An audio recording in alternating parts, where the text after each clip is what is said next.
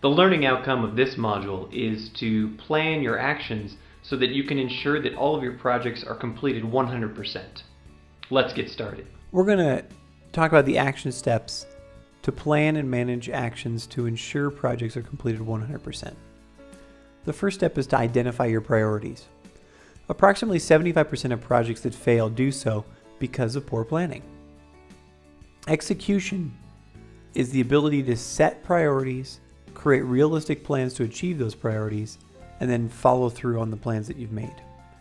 You should be able to clearly articulate the 3 to 5 priorities of your project, and they should include the key outcomes as defined by your customers and stakeholders.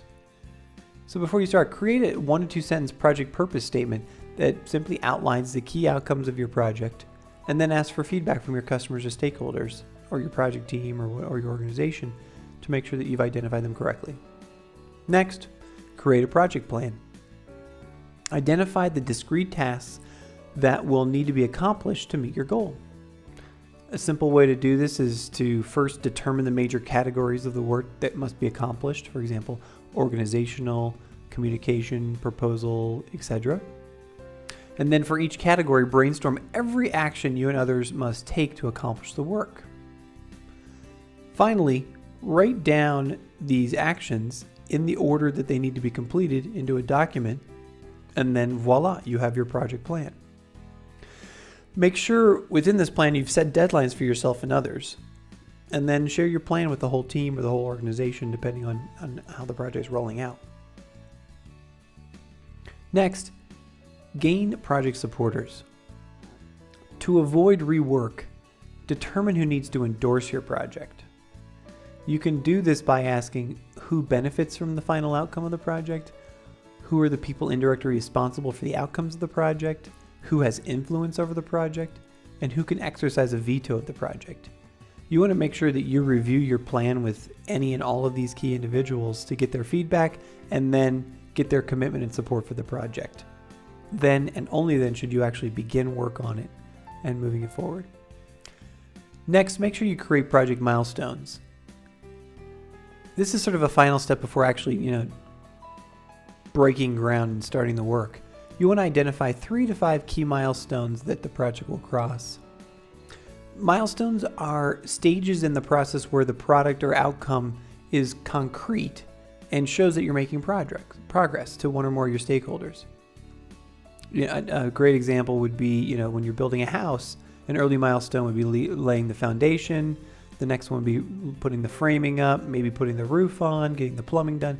Each one of those is a critical milestone where you can really see progress and there's a concrete sort of piece that's been accomplished. For each milestone, think of a way to celebrate it and then communicate it to your stakeholders once it's completed. And you actually should really make sure you do this because sometimes it's hard to stop and smell the roses.